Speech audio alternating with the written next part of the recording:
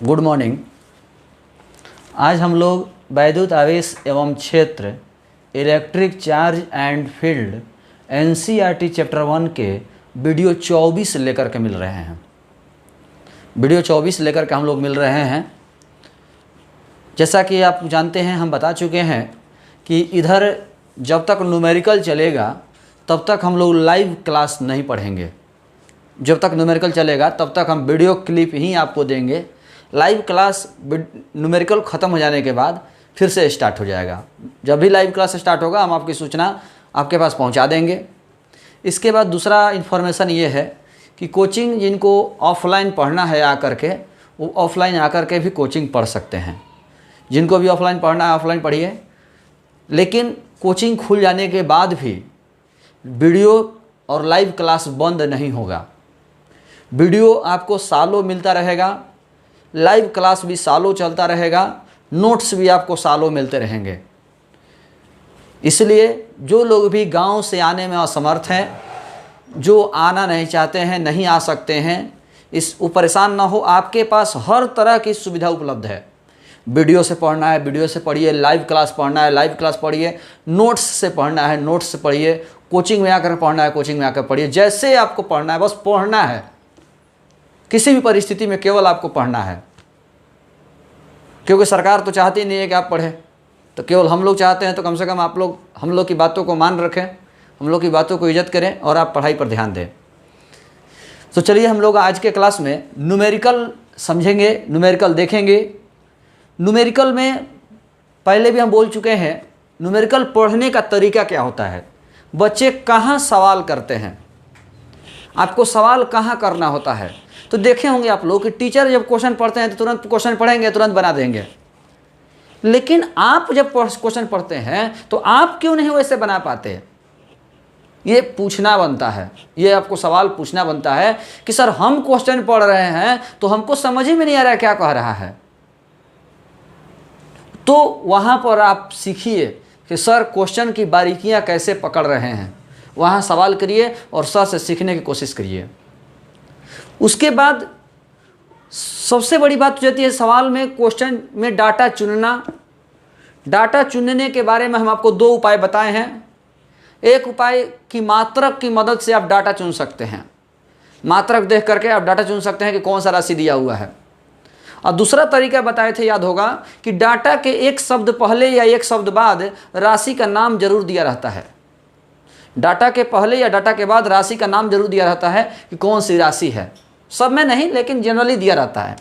लेकिन मात्रक की मदद से भी आप राशि का चयन कर सकते हैं। ये दोनों तरीका आपको राशि के चुनने में मदद करेगा, जैसा कि आपको पहले बता चुके हैं। इसके बाद हम बात करें तो दूसरा के सूत्र कौन सा लगेगा। यहाँ पर टीचर से आप सवाल कर सकते हैं कि सर हमको समझ में नहीं आ रहा है कि ये सूत्र क्यों लगा। आपने ठीक है सूत्र लगा दिया, लेकिन यही सूत्र क्यों लगा, ये आप सवाल पूछ सकते हैं यदि आपको समझ में नहीं आ रहा है कि ये सूत्र क्यों लगा तो। और तीसरा है कैलकुलेशन। कैलकुलेशन तो हम कभी नहीं करते हैं, आप लोग कैलकुलेशन खुद कीजिए, बनाइए, सीखिए। जैसे भी हो, जहाँ प्रॉब्लम हो आप हमसे पूछ सकते हैं।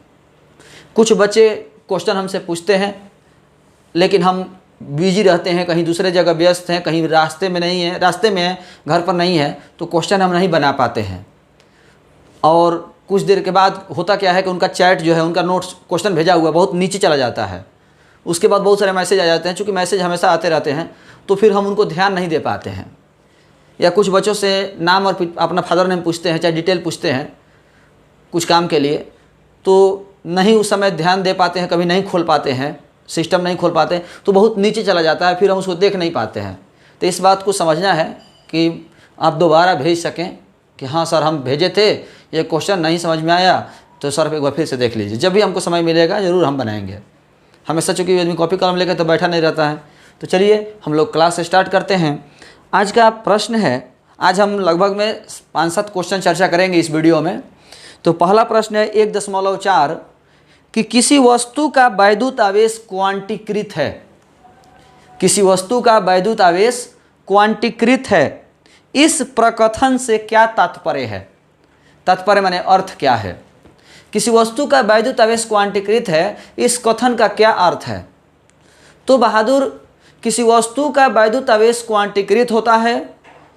इस कथन का अर्थ है कि किसी वस्तु को दिया गया कुल आवेश इलेक्ट्रॉन के आवेश का पूर्णांक गुणक होता है। किसी वस्तु को दिया गया कुल आवेश इलेक्ट्रॉन के आवेश का पूर्णांक गुणक होता है। Q बराबर Ne, जहाँ Q बराबर दिया गया कुल आवेश, N बराबर इलेक्ट्रॉनों की संख्या, E बराबर इलेक्ट्रॉन का आवेश। ये बात आपको नोट्स में भी हम बता चुके हैं। इसी में एक और प्रश्न पूछता है कि स्थूल, स्थूल माने बड़ा, स्थूल अथवा बड़े पैमाने पर वैद्युत आवेशों से व्यवहार करते समय, स्थूल अथवा बड़े पैमाने पर यानी बड़े आवेशों के जब हम व्यवहार करते हैं, जब बड़ा आवेश लेते हैं तो वहाँ पर हम आवेश के क्वांटीकरण के सिद्धांत को ध्यान नहीं रखते हैं। क्वांटीकरण के सिद्धांत का मतलब है कि कोई भी आवेश इस संख्या से कट जाना चाहिए। सीधा सीधी बात, कोई भी आवेश हो इस संख्या से कट जाए तो समझिए कि वह क्वांटीकृत है। कोई भी आवेश यदि इस संख्या से कट जाए तो समझिए कि क्वांटीकृत है। लेकिन जब हम बड़ा आवेश की बात करते हैं, तो बड़ा आवेश में ये मायने नहीं रखता है कि इससे कट रहा है कि नहीं कट रहा है। क्यों? क्योंकि ये संख्या बहुत ज़्यादा छोटा है। ये बहुत छोटा है। 1.6 गुना 10 के पावर -19 का मतलब हुआ कि 0.00000 करके 18 बार, समझिए 0.0000018 18 गो तब 1 6। और बताइए कितना ज़्यादा छोटा है। इसीलिए कहता है कि बड़े आवेशों से व्यवहार करते समय हम क्वांटीकरण के सिद्धांत को ध्यान से नहीं रखते हैं, यानी हम इग्नोर कर देते हैं कि इससे कट रहा है कि नहीं कट रहा है, क्योंकि वो उतना आवेश बड़ा है और ये उतना ज़्यादा छोटा है कि ये मायने नहीं रखता है कि कट रहा है कि नहीं कट रहा है। निग्लेजिबल है, निगलेक्ट कर दीजिए। तो किसी वस्तु को दिया गया कुल आवेश इलेक्ट्रॉन के आवेश का पूर्णांक गुणक होता है। किसी वस्तु को दिया गया कुल आवेश इलेक्ट्रॉन के आवेश का पूर्णांक गुणक होता है। यही आवेश के क्वांटीकरण का सिद्धांत है। इस कथन का अर्थ है, क्वांटीकृत का अर्थ है। Q बराबर Ne, जहाँ Q बराबर दिया गया कुल आवेश, N बराबर इलेक्ट्रॉनों की संख्या, E बराबर इलेक्ट्रॉन का आवेश। इसके बाद कहता है कि बड़े पैमाने पर आवेशों का व्यवहार करते समय हम क्वांटीकरण के सिद्धांत की उपेक्षा कर देते हैं। कैसे, क्यों? तो एक वर्ड है उपेक्षा और एक वर्ड है अपेक्षा। उपेक्षा माने नज़रअंदाज करना और अपेक्षा मतलब आशा करना, उम्मीद करना। हम आपसे अपेक्षा करते हैं कि आप वीडियो को अच्छा से देख करके पढ़ाई विधिवत करेंगे, लेकिन आप मेरी बातों की उपेक्षा कर दे रहे हैं। यानी हम आपसे उम्मीद करते हैं, हम आपसे आशा करते हैं कि आप वीडियो को देख करके अच्छा से पढ़ाई करेंगे, लेकिन आप मेरी बातों को नज़रअंदाज कर दे रहे हैं। अपेक्षा माने आशा करना, उम्मीद करना, और उपेक्षा माने नज़रअंदाज करना। तो बड़े आवेशों से व्यवहार करते समय आवेश के क्वांटीकरण के सिद्धांत की उपेक्षा कर दी जाती है। क्यों? क्योंकि इलेक्ट्रॉन का आवेश बड़े आवेशों की तुलना में बहुत ज़्यादा छोटा है। तो ये हमारा 1.4 था। 1.5 नंबर प्रश्न कहता है, जब कांच की छड़ को रेशम के टुकड़े से रगड़ते हैं तो दोनों पर आवेश आ जाता है। आपको हम बताए हैं कि जब दो वस्तुओं को आपस में रगड़ते हैं तो दोनों पर आवेश आ जाता है। तो जब कांच की छड़ को रेशम के टुकड़े से रगड़ते हैं तो दोनों पर आवेश आ जाता है। उसी प्रकार की परिघटना, एक वर्ड है घटना और एक वर्ड है परिघटना। वो शब्द को समझिएगा, एक वर्ड है घटना और एक वर्ड है परिघटना। कल मेरे यहाँ दूध बिल्ली पी गई और आज भी मेरे यहाँ दूध बिल्ली पी गई। तो कल जो मेरे यहाँ दूध बिल्ली पी गई थी उसको घटना कहेंगे, और जो आज मेरे यहाँ बिल्ली दूध पी गई उसको परिघटना कहेंगे। यानी वही घटना रिपीट होना, उसी तरह की घटना फिर से होना।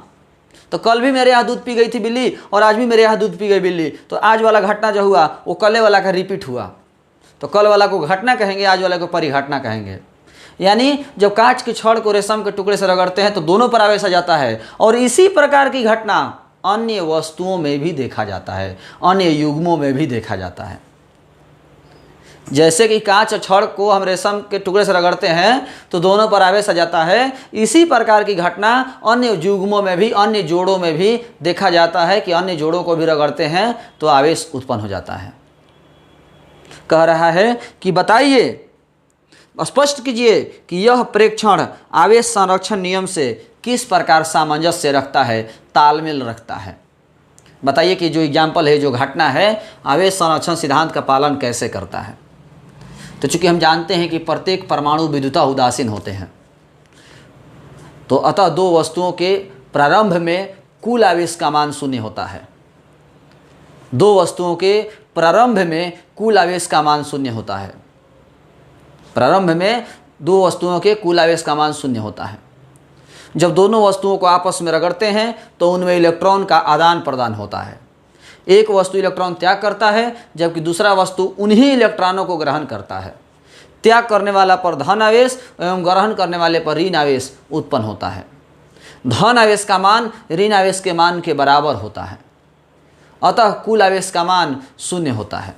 चूंकि प्रारंभ में भी कुल आवेश का मान शून्य था, अतः यह घटना आवेश संरक्षण सिद्धांत का पालन करता है। इसको एग्जाम्पल समझिएगा, क्लियर हो जाएगा। जैसे ये हमारा कांच की छड़ हुआ, ये रेशम का टुकड़ा हुआ, चाहे कोई भी दो वस्तु हो गया, इस पर शुरू में आवेश 0, इस पर भी शुरू में आवेश 0, दोनों को जोड़ दिए, टोटल आवेश 0। लेकिन जब दोनों को रगड़ दिए तो ये इलेक्ट्रॉन त्याग किया, ये इलेक्ट्रॉन ग्रहण किया, तो ये त्याग किया तो +2, ये ग्रहण किया तो -2, फिर जोड़े तो टोटल आवेश कितना हुआ 0, क्योंकि त्याग करने वाले पर धन आवेश, ग्रहण करने वाले पर ऋण आवेश। जितना धन आवेश होता है उतना ही ऋण आवेश होता है, तो जोड़े तो टोटल आवेश कितना हुआ 0।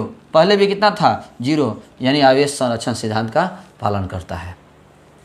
इसी को कहते हैं कि आवेश संरक्षित होता है। ये जो घटना है कि दो वस्तुओं को आपस में रगड़ने पर आवेश उत्पन्न हो रहा है, ये घटना बता रहा है कि आवेश संरक्षित होता है। जब दो वस्तुओं को हम आपस में रगड़ते हैं तो आवेश उत्पन्न होता है, लेकिन ये घटना जो है आवेश संरक्षण सिद्धांत का पालन करती है। हम आशा करते हैं आपको समझ में आ गया होगा। अब हम 1.7 नंबर प्रश्न की बात करते हैं। 1.6 अभी नहीं बनाएंगे। 1.6 प्रश्न जो है एक टाइप के माध्यम से हम लोग पढ़ेंगे। उस टाइप के जब प्रश्न पढ़ाना शुरू करेंगे तो 1.6 स्टार्ट होगा। 1.7 कहता है स्थिर वैद्युत क्षेत्र रेखा। स्थिर वैद्युत क्षेत्र रेखा मतलब विद्युत बल रेखा। स्थिर वैद्युत क्षेत्र रेखा मतलब विद्युत बल रेखा एक लगातार एक संतत वक्र होता है। संतत माने लगातार, एक संतत वक्र होता है। हम जानते हैं कि विद्युत बल रेखा एक लगातार वक्र होती है। विद्युत बल रेखा एक लगातार वक्र होती है, अर्थात कोई क्षेत्र रेखा एकाएक नहीं टूट सकती। जब लगातार वक्र होती है इसका मतलब हुआ कि वो कहीं टूटता नहीं है। नहीं टूट सकती, क्यों नहीं टूट सकती, क्यों? चलिए इसको समझते हैं हम लोग। मतलब इसका क्या हुआ पहले वो समझते हैं। कह रहा है कि विद्युत बल रेखा अचानक नहीं टूट सकती है। क्यों नहीं टूट सकती है? विद्युत बल रेखा अचानक नहीं टूट सकती है। क्यों नहीं टूट सकती है? जैसे मान लीजिए ये हमारा कोई आवेश हुआ Q, इसके कारण हम विद्युत क्षेत्र निकालेंगे तो विद्युत क्षेत्र को विद्युत बल रेखा से दिखाएंगे। तो हम ऐसे विद्युत क्षेत्र को विद्युत बल रेखा से दिखा दिए।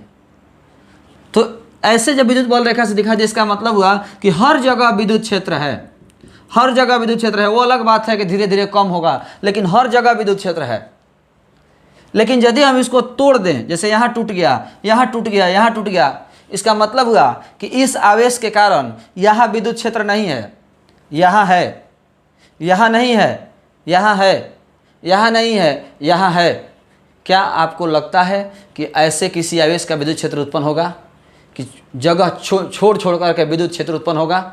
नहीं बहादुर, जगह छोड़ छोड़ कर विद्युत क्षेत्र नहीं होता है। जैसे यहाँ से यहाँ तक है, और यदि यहाँ पर 0 हो गया तो इसका मतलब है कि इसके बाद हर जगह 0 होगा। यदि यहाँ पर 0 हो गया विद्युत क्षेत्र, इसका मतलब है कि इसके आगे अब विद्युत क्षेत्र होगा ही नहीं, चाहे कहीं भी हो, कहीं नहीं होगा। लेकिन ऐसे यदि लिखते हैं इसका मतलब हुआ कि यहाँ पर है, यहाँ नहीं है, यहाँ है, यहाँ नहीं है, यहाँ है, यहाँ नहीं है। लेकिन ऐसा तो होता नहीं है। आवेश के कारण विद्युत क्षेत्र जहाँ तक होगा वहाँ तक लगातार होगा, और जहाँ से बंद हो जाएगा तो उसके बाद कहीं नहीं होगा। अब इसको हम ऐसे समझते हैं, जैसे ये कोई आवेश है Q और ये इस आवेश का विद्युत क्षेत्र है। ये इस आवेश का विद्युत क्षेत्र है, गोल घेरा। इस गोल घेरा में इस आवेश का प्रभाव अनुभव किया जाता है। इस गोल घेरे में आवेश का प्रभाव अनुभव किया जाता है। इस गोल घेरे के अंदर ऐसा कोई बिंदु नहीं है, इस गोल घेरे के अंदर ऐसा कोई बिंदु नहीं है जहां पर विद्युत क्षेत्र नहीं हो। हाँ, गोल घेरा के बाद कहीं भी इस आवेश का प्रभाव नहीं होगा, कहीं भी नहीं। इस गोल घेरा के बाद कहीं भी आवेश का प्रभाव नहीं होगा। लेकिन इस गोल घेरा के अंदर ऐसा कोई बिंदु नहीं है जहां पर विद्युत क्षेत्र ना हो। हर जगह विद्युत क्षेत्र है, मतलब हर जगह विद्युत बल रेखा है। हर जगह विद्युत क्षेत्र है, मतलब हर जगह विद्युत बल रेखा है। कहीं भी विद्युत क्षेत्र ऐसा जगह नहीं है कि विद्युत क्षेत्र ना हो, मतलब ऐसी कहीं जगह नहीं है जहां विद्युत बल रेखा ना हो, मतलब विद्युत बल रेखा टूटता नहीं है। कुल मिलाकर हम ये कहना चाहते हैं कि किसी आवेश को घेरे हुए क्षेत्र के अंदर ऐसा कोई बिंदु नहीं है जहां पर विद्युत तीव्रता का मान शून्य हो। अतः हम कह सकते हैं कि विद्युत बल रेखा एक लगातार वक्र होती है, अर्थात विद्युत बल रेखा अचानक टूट नहीं सकती है। किसी आवेश को घेरे हुए विद्युत क्षेत्र के अंदर ऐसा कोई बिंदु नहीं है जहां पर उसका प्रभाव अनुभव न हो, यानी विद्युत तीव्रता का मान शून्य हो। अतः हम कह सकते हैं कि विद्युत बल रेखा एक लगातार वक्र होती है, अर्थात अचानक नहीं टूट सकती है। यह हुआ हमारा 1.7 का ए नंबर प्रश्न। 1.7 का बी कहता है, 1.7 का बी कहता है कि स्पष्ट कीजिए कि दो क्षेत्र रेखाएं कभी भी एक दूसरे को प्रतिच्छेद नहीं करती हैं। स्पष्ट कीजिए कि दो विद्युत रेखाएं, दो विद्युत बल रेखाएं या दो क्षेत्र रेखाएं एक दूसरे को कभी प्रतिच्छेदन नहीं करती हैं, एक दूसरे को कभी काटती नहीं है। स्पष्ट कीजिए। तो बहादुर, हम जान लिखवाए हैं, इस बात को याद होगा कि दो विद्युत बल रेखाएं एक दूसरे को कभी प्रतिच्छेद नहीं करती हैं। दो विद्युत बल रेखाएं एक दूसरे को कभी प्रतिच्छेद नहीं करती हैं, क्योंकि प्रतिच्छेद बिंदु पर विद्युत तीव्रता की दो दिशाएं हो जाएंगी, जो कि असंभव है। क्यों असंभव है? क्योंकि विद्युत तीव्रता एक सदिश राशि है और सदिश राशि की एक और केवल एक दिशा होती है। इस प्रश्न का उत्तर यदि आपको देखना चाहते हो विस्तार से, यदि इस प्रश्न का उत्तर आप विस्तार से देखना चाहते हैं तो उस पीछे वाला वीडियो को देखिए, जहां पर हम विद्युत बल रेखा पढ़ाए थे। जिस टॉपिक में हम विद्युत बल रेखा पढ़ाए थे, जिस वीडियो में, उस वीडियो को आप लोग पूरा देखिए। इस प्रश्न का उत्तर आपको विस्तार से मिल जाएगा। दो विद्युत बल रेखाएं एक दूसरे को कभी प्रतिच्छेद नहीं करती है, क्योंकि प्रतिच्छेद बिंदु पर विद्युत तीव्रता की दो दिशाएं हो जाएंगी, जो कि असंभव है, क्योंकि विद्युत तीव्रता एक सदिश राशि है। सदिश राशि की एक एवं केवल एक ही दिशा होती है। इस प्रश्न का उत्तर यदि विस्तार से देखना चाहते हैं तो पीछे के वीडियो देखिए, जिसमें हम विद्युत बल रेखा के बारे में पढ़ाए थे। विद्युत बल रेखा जिस टॉपिक में पढ़ाए थे, जिस वीडियो में पढ़ाए थे, उसको विस्तार से देखिएगा तो इस प्रश्न का उत्तर आपको विस्तार से मिल जाएगा। हम आशा करते हैं कि यहाँ तक आपको समझ में आया होगा। यदि नहीं समझ में आया, पीछे वीडियो फिर से रिवर्स करके देखिए, समझने की कोशिश कीजिए। अब हम 1.8 नंबर प्रश्न की बात करेंगे। 1.8 जो प्रश्न है वो कंसेप्चुअल है।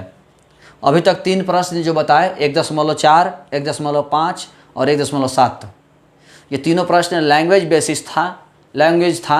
लेकिन 1.8 जो है न्यूमेरिकल है और इसको ध्यान से देखना होगा। इसलिए ध्यान से नहीं देखना कि एग्जाम में इंपॉर्टेंट है, इसलिए देखना है कि आपको नया कॉन्सेप्ट सीखने को मिलेगा। 1.8 न्यूमेरिकल में हम लोग को एक नया कॉन्सेप्ट मिलने वाला है, इसलिए ध्यान दीजिएगा। चलिए अब हम लोग ध्यान देते हैं कि जैसे हमने बताया कि न्यूमेरिकल में क्या क्या ध्यान दिया जाता है, कि न्यूमेरिकल पढ़ने पर सर को समझ में आ जाता है और आपको समझ में क्यों नहीं आता है। तो हम लोग उस बारीकी को ध्यान में रखते हुए आगे बढ़ रहे हैं। प्रश्न है, दो बिंदु आवेश, दो गो आवेश है, QA बराबर 3 माइक्रोकूलम।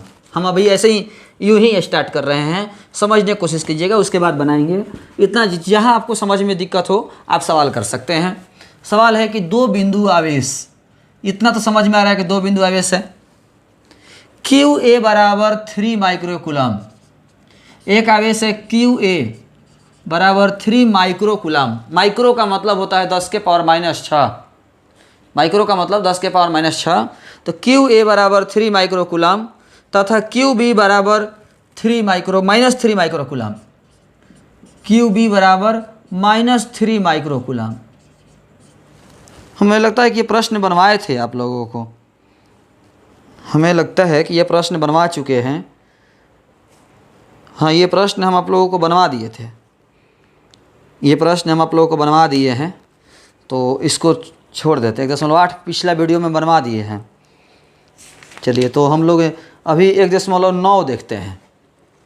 1.9 देखते हैं। ये 1.8 प्रश्न बनवा दिए हैं। 1.9 नंबर प्रश्न देखते हैं। 1.9 प्रश्न बनाने से पहले हम एक समझने की कोशिश करते हैं निर्देशांक को। यदि x, y, z होता है निर्देशांक, यदि कहीं लिखा हुआ है 2, 5, 7, इसका मतलब हुआ कि हमें x पर 2 जाना है, y पर 5 जाना है और z पर 7 जाना है। इसका मतलब हुआ कि x पर हम 2 जाएंगे, y पर 5 जाएंगे और z पर 7 जाएंगे। यदि कहीं ऐसा दिया हुआ है तो इसका मतलब हुआ कि हम x पर नहीं जाएंगे, y पर 5 जाएंगे और z पर 7 जाएंगे। यदि हमको ऐसा दिया हुआ है इसका मतलब हुआ कि x पर हम नहीं जाएंगे, y पर भी नहीं जाएंगे, z पर 7 जाएंगे। यानी हम लोग को केवल z की ओर जाना है, x और y की ओर नहीं जाना है। यदि कहीं ऐसे दिया हुआ है x बराबर 0, y बराबर 0 और z बराबर -7, इसका मतलब हुआ कि x पर हम 0 गए, y पर भी 0 गए, मतलब x पर नहीं गए, y पर भी नहीं गए, z पर गए हैं। कितना? -7 नहीं, z पर हम -7 नहीं गए हैं, z पर 7 गए हैं, लेकिन बाएं तरफ गए हैं, मूल बिंदु के बाएं तरफ गए हैं। z बराबर -7 का मतलब हुआ कि हम z पर 7 गए हैं लेकिन बाएं तरफ। समझ में आ गया होगा, हम आशा करते हैं। तो चलिए इस प्रश्न को बनाते हैं 1.9 को और समझने की कोशिश करिएगा। किसी निकाय में 2 आवेश QA बराबर 2.5 गुना 10 के पावर -7 कूलम तथा QB बराबर -2.5 गुना 10 के पावर -7 कूलम, ये लिखा हुआ है इतना। क्रमशः 2 बिंदु A बराबर 2 बिंदु पर रखा हुआ है। A है 0, 0, -15 सेंटीमीटर और B है 0, 0, +15 सेंटीमीटर। इतना तो डायरेक्ट लिखा हुआ है कि हमारे पास 2 आवेश है QA और QB। 2 आवेश है QA और QB। QA रखा गया है यहाँ पर 0, 0, -15 पर और B रखा गया है 0, 0, +15 पर। चलिए हम लोग आगे बढ़ते हैं। तो कह रहा है कि निकाय पर कुल आवेश तथा वैद्युत द्विध्रुव आघूर्ण क्या है। निकाय पर कुल आवेश बताइए। चलिए पहले तो कुल आवेश निकालते हैं। कुल आवेश बराबर कैपिटल Q बराबर QA + QB। कैपिटल Q बराबर QA + QB। आपको याद होगा आवेश के अध्यारोहण के सिद्धांत बताए थे कि जो भी आवेश होता है उसको डायरेक्ट प्लस माइनस चिन्ह से जोड़ देते हैं। प्लस है तो प्लस, माइनस है तो माइनस। तो QA का मान 2.5 गुना 10 के पावर -7 और QB का मान -2.5 गुना 10 के पावर -7। टोटल हो गया Q बराबर 0 कूलम। आंसर। चलिए अब आगे बढ़ते हैं। द्विध्रुव आघूर्ण पूछ रहा है। द्विध्रुव आघूर्ण पूछ रहा है। तो देखिए x पर 0 है, y पर 0 है और z पर 15 है, लेकिन बाएं तरफ बिंदु A कहाँ है? तो x पर नहीं है, y पर नहीं है, कहाँ है? z पर बाएं तरफ। अब b कहाँ है? तो 0 x पर नहीं है, y पर नहीं है, z पर है 15, लेकिन दाहिने तरफ। यानी मान लीजिए, मानने में क्या जाता है, ये z अक्ष है और ये है मूल बिंदु O। तो मूल बिंदु से बाएं तरफ 15 सेंटीमीटर पर A है और मूल बिंदु से दाहिने तरफ 15 सेंटीमीटर पर B है।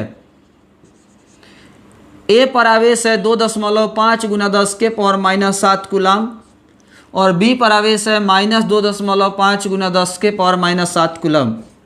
हम आशा करते हैं आप समझ रहे होंगे। तो 2 बराबर एवं विपरीत आवेश जब कम दूरी पर हो तो उसे द्विध्रुव कहते हैं। जब दो बराबर एवं विपरीत आवेश कम दूरी पर हो तो उसे द्विध्रुव कहते हैं। द्विध्रुव आघूर्ण, माना द्विध्रुव आघूर्ण बराबर P। तो द्विध्रुव आघूर्ण का सूत्र होता है आवेश गुना उनके बीच की दूरी, आवेश गुना उनके बीच की दूरी। तो एगो कोई आवेश रख दीजिए और उनके बीच की दूरी 15 सेंटीमीटर और 15 सेंटीमीटर, दोनों के बीच की दूरी, दोनों आवेशों के बीच की दूरी 30 सेंटीमीटर। तो 30 और सेंटी का 10 के पावर माइनस 2, सेंटीमीटर को मीटर बदल दिए हैं, 10 के पावर माइनस 2 जो है सेंटीमीटर को मीटर बदले हैं। तो P बराबर 25 यहीं 75 गुना 10 के पावर माइनस 9 और द्विध्रुव आघूर्ण का मात्रक कूलाम मीटर, आवेश का कूलाम और दूरी का मीटर, आवेश गुना दूरी, तो आवेश का कूलाम और दूरी का मीटर कूलाम मीटर। यह हमारा द्विध्रुव आघूर्ण हुआ। इस प्रश्न को आप विस्तार से समझेंगे, ध्यान देंगे, अच्छा प्रश्न था।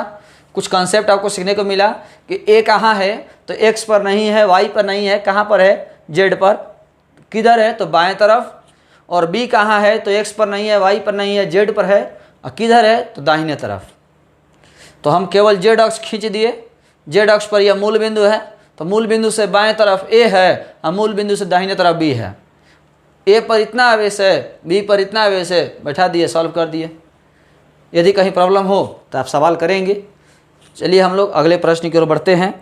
1.9 बना दिए, तो 1.10 अभी हम लोग पढ़ेंगे, ध्यान दीजिएगा। अभी हम 1.10 नंबर प्रश्न की बात कर रहे हैं, ध्यान दीजिएगा। 4 गुना 10 के पावर माइनस 9, 4 गुना 10 के power minus 9 coulomb metre. Coulomb metre किसका मात्रक है अभी जस्ट बताए हैं, द्विध्रुव आघूर्ण का मात्रक है। यानी द्विध्रुव आघूर्ण दिया हुआ है, यही समझना है कि आप समझ पा रहे हैं कि नहीं। द्विध्रुव आघूर्ण दिया है 4 गुना 10 के पावर माइनस 9 कूलाम मीटर।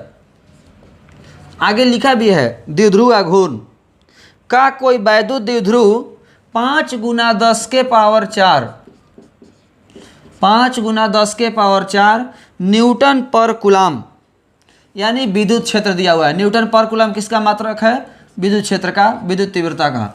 विद्युत क्षेत्र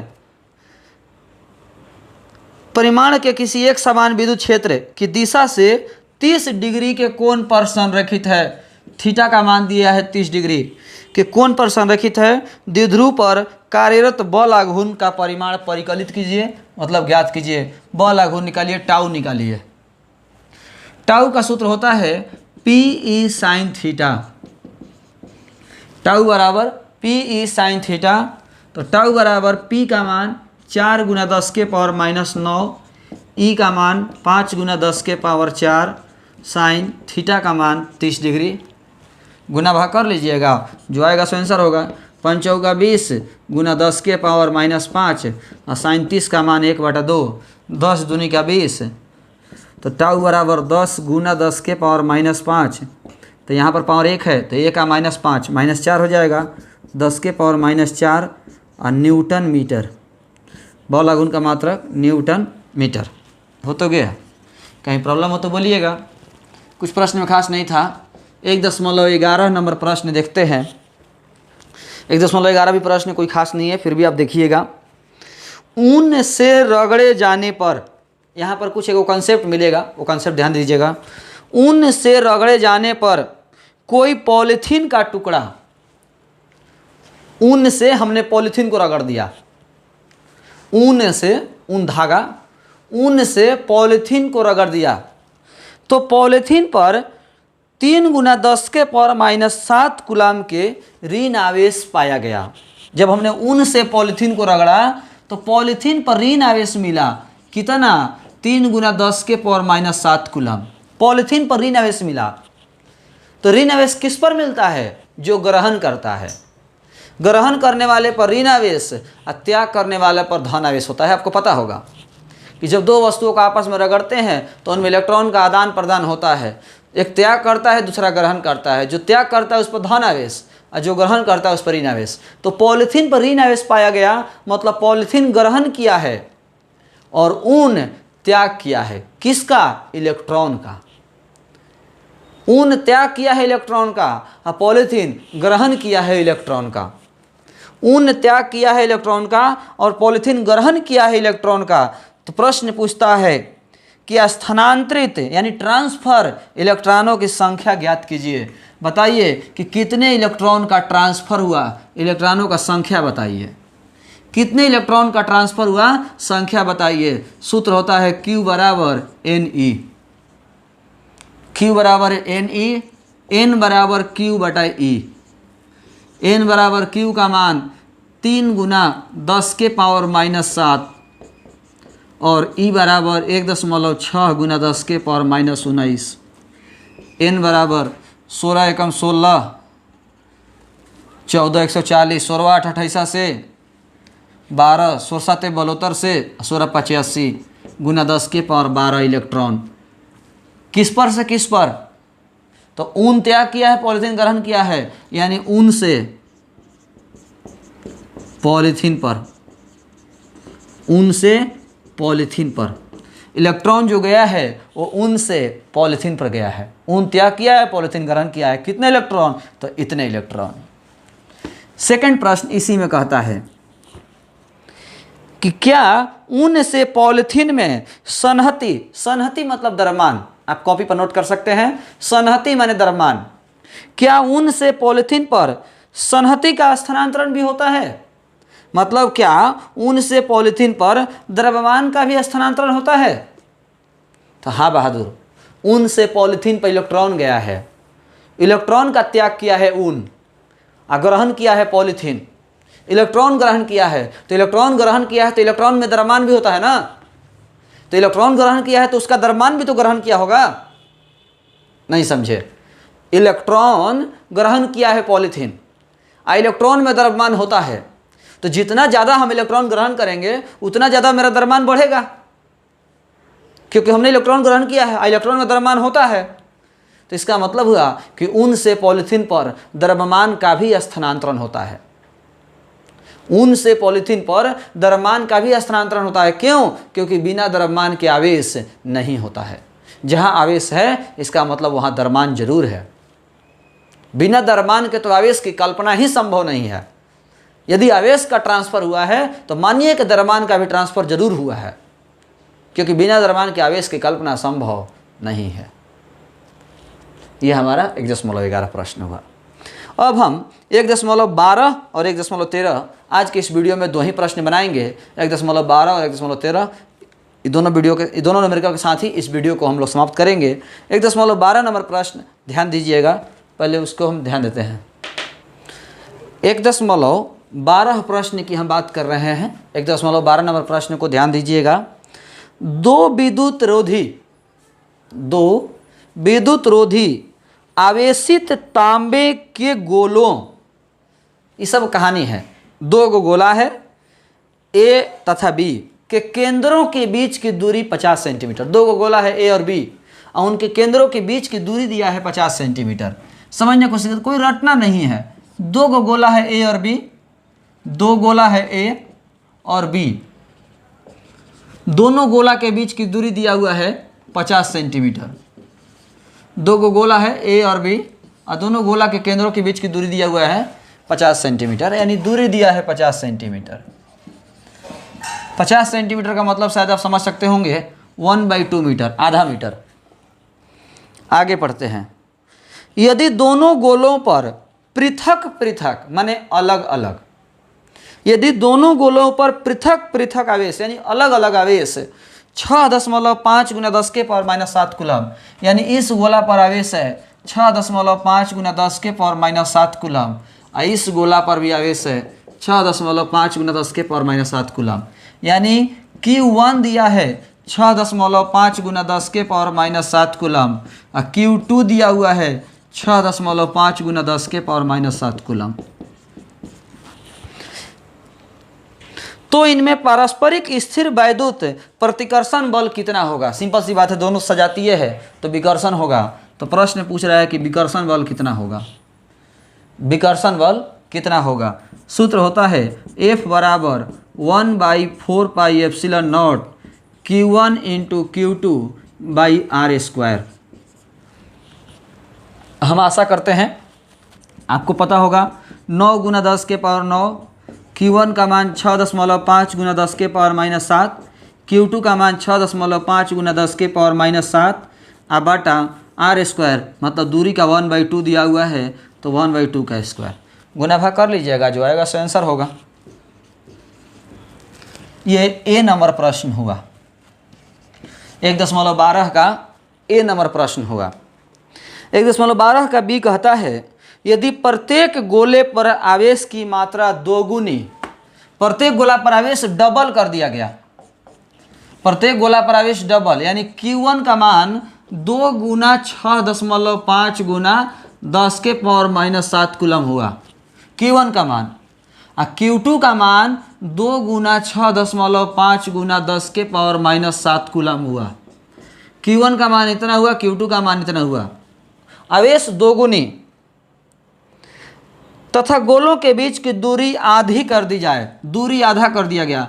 पहले 1/2 था तो अब आधा करेंगे तो 1/4 हो जाएगा, यानी पहले 50 सेंटीमीटर था तो अब 25 सेंटीमीटर हो जाएगा। तो कह रहा है कि बताइए कि प्रत्येक गोले पर अब कितना बल लगेगा। फिर वही सूत्र F बराबर 1/4πε0 Q1 इंटू Q2/r²। 9 × 10⁻⁹, 2 × 6.5 × 10⁻⁻7, Q2 का मान 2 × 6.5 × 10⁻⁻7 और R का मान 1/4 का स्क्वायर। गुना भाग कर लीजिएगा, जो आएगा सो आंसर हो जाएगा। ये 1.12 का बी हुआ, वो 1.12 का ए हुआ। यदि कहीं प्रॉब्लम हो तो सवाल कर सकते हैं। अब हम चाहते हैं कि 1.12 के बी नंबर प्रश्न को आप दूसरे तरीका से देखें, एक स्टैंडर्ड तरीका। ये तो ठीक है, बना दिए, कोई दिक्कत नहीं है, यदि कहीं प्रॉब्लम हो तो बोलिएगा। लेकिन इसी को एक और तरीका से हम बताने की कोशिश कर रहे हैं, सिखाने की कोशिश कर रहे हैं। ध्यान दीजिएगा तो आप लोग, इसी को हम एक और तरीका से बना रहे हैं।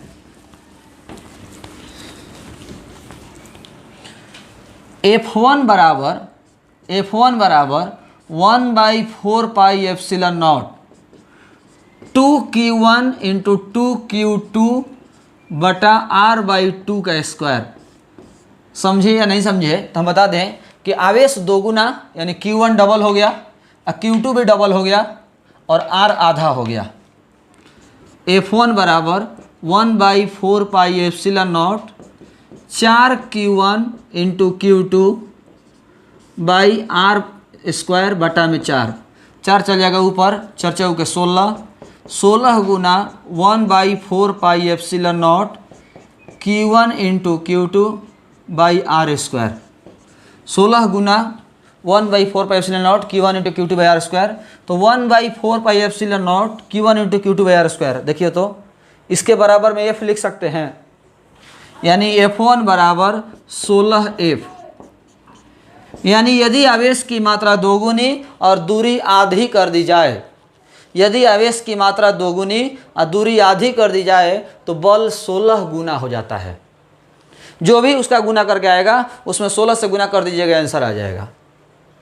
उसको गुना भाग करने पर जो भी आएगा उसमें 16 से गुना कर दीजिएगा, आंसर आ जाएगा। आवेश की मात्रा दोगुनी और दूरी आधी कर देने पर बल कितना हो जाता है, 16 गुना। एक ऑब्जेक्टिव हो गया, यहाँ पर एक ऑब्जेक्टिव हो गया कि यदि आवेश की मात्रा दोगुनी कर दी जाए और दूरी की आधी कर दी जाए तो बल 16 गुना हो जाता है। बल कितना हो जाता है, 16 गुना। तो एक स्टैंडर्ड तरीका ये हुआ, इस तरीका से भी बना सकते हैं, और नहीं तो जो पहले तरीका बताए थे उस तरीका से भी बना सकते हैं। अब हम 1.13 नंबर प्रश्न की बात करेंगे और 1.13 में हम लोग को एक नया चीज़ सीखने को मिलेगा। चलिए ध्यान देते हैं। अभी हम 1.13 नंबर प्रश्न बनाने जा रहे हैं। उसमें एक पॉइंट आप लोग समझिएगा, पहले जानते होंगे तो अच्छी बात है, नहीं जानते होंगे तो जानिए कि दो वस्तुओं को संपर्क में लाकर जब अलग कर दिया जाता है, जब दो वस्तुओं को संपर्क में लाकर अलग कर दिया जाता है तो दोनों वस्तुओं पर आवेश बराबर बराबर मात्रा में बंट जाता है। बराबर बराबर मात्रा में बंट जाता है। जब दो वस्तुओं को संपर्क में लाकर जब अलग कर दिया जाता है तो उन पर आवेश बराबर बराबर मात्रा में बढ़ जाता है, आधा आधा हो जाता है। एग्जाम्पल समझिएगा, क्लियर हो जाएगा। मान लीजिए कोई वस्तु है ए, इस पर आवेश है 10 कूलाम, और कोई दूसरा वस्तु है बी, इस पर आवेश है 8 कूलाम।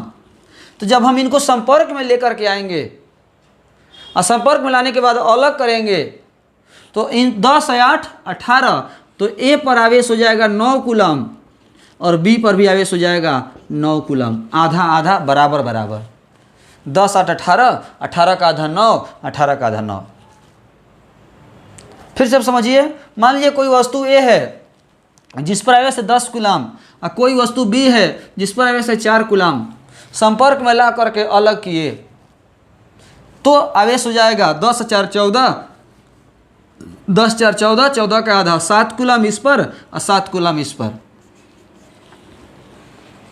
मान लीजिए कोई वस्तु ए है जिस पर 10 कूलम आवेश है और दूसरा वस्तु बी है जिस पर 0 कूलम आवेश है, और संपर्क में ला करके अलग अलग किए तो 10 + 0 10 और 10 का आधा 5, तो ए पर 5 कूलम और बी पर 5 कूलम।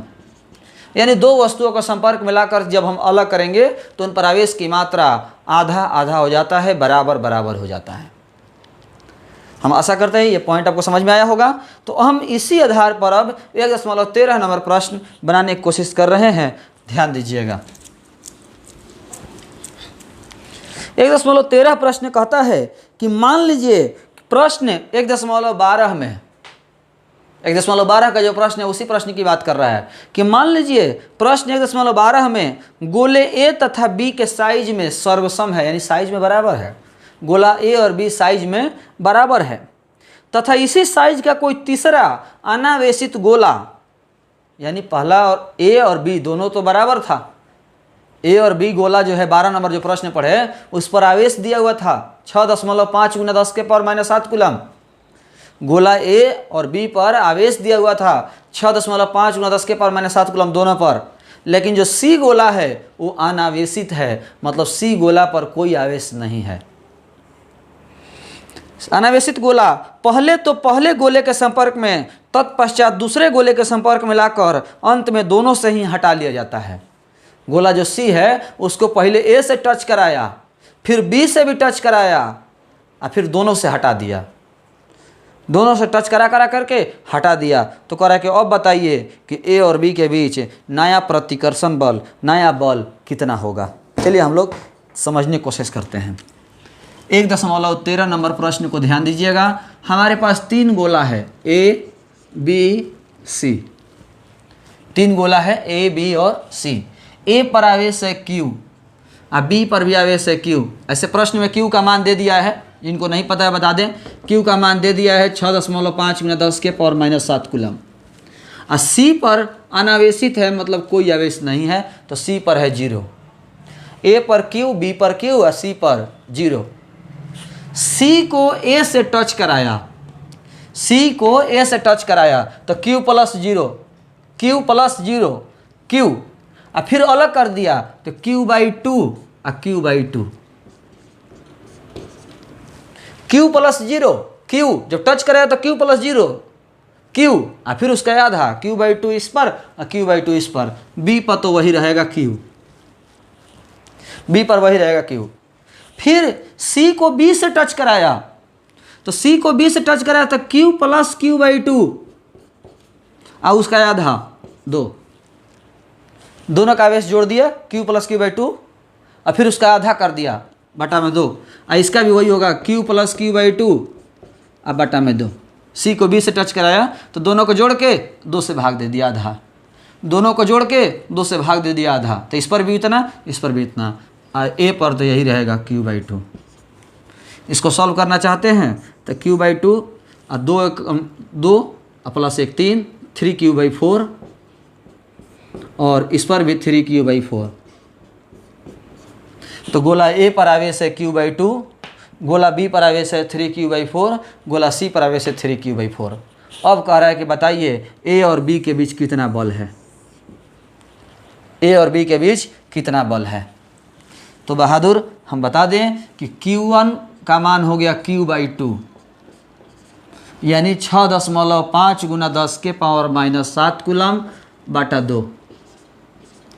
Q2 का मान हो गया 3Q/4, यानी 3 गुना 6.5 गुना 10 के पावर -7 बटा में 4 कूलम। और R दूरी दिया हुआ है 50 सेंटीमीटर, यानी 1/2 मीटर। बल निकालना है। बल का सूत्र आप जानते होंगे, 1/4 pi epsilon not Q1 × Q2/R²। 9 गुना 10 के पावर 9। Q1 का मान दिया है 6.5 गुना 10 के पावर -7 बटा 2। Q2 का मान दिया है 3 गुना 6.5 गुना 10 के पावर -7 बटा में 4 बटा R², यानी 1/2 का स्क्वायर। गुना भाग करके जो आएगा सो आंसर होगा। मेन यहाँ पर समझना है कि C को पहले A से टच कराया तो Q/2 Q/2, फिर C को B से टच कराया तो Q + Q/2 बटा में 2, Q + Q/2 बटा में 2, 2 कम 2 + 1 3, 3 बटा में 2 और बटा में 2 3/4 और 3/4। कहीं पूछना हो, नहीं समझ में आया हो, कहीं प्रॉब्लम हो तो आप बेझिझक सवाल करेंगे। व्हाट्सएप पर भी सवाल कर सकते हैं, टेलीग्राम पर भी सवाल कर सकते हैं, या फ़ोन करके भी आप सवाल कर सकते हैं, कहीं भी यदि प्रॉब्लम हो तो आज हम लोगों ने अच्छा खासा प्रश्न बनाया। 9.4 1.4 1.6 1.6 1.5 1.7 1.9 1.10 1.11 1.12 और 1.13, यानी आज हम लोग 8 प्रश्न बना लिए। कहीं भी यदि किन्हीं को प्रॉब्लम हो बेझिझक आप सवाल कर सकते हैं। वीडियो को फिर से देखिएगा, एक एक न्यूमेरिकल को कम से कम 2 बार देखिए, एक न्यूमेरिकल को 2 बार देखिए और फिर आगे बढ़िएगा। कहीं भी दिक्कत होगा तो पूछिएगा। तो आज का हम इस वीडियो में इतना ही रहने देते हैं। एक बार फिर से बता दें, लाइव क्लास 3-4 दिन बंद रहेगा। जब तक न्यूमेरिकल चल रहा है आपको वीडियो क्लिप के माध्यम से ही न्यूमेरिकल मिलेगा, नोट्स भी मिलेगा। यदि किन्हीं को कोई दिक्कत हो तो बताइएगा। कोचिंग जिनको पढ़ना है आ करके वो ऑफलाइन आकर के भी पढ़ाई कर सकते हैं। जो उनको आने में दिक्कत है, किसी भी तरह का दिक्कत है, आप वीडियो क्लिप के माध्यम से, लाइव क्लास के माध्यम से, नोट्स के माध्यम से पढ़ सकते हैं। यानी जिनको जैसे पढ़ना है वैसे पढ़ाई कर सकते हैं। तो आज के इस वीडियो में इतना ही। धन्यवाद।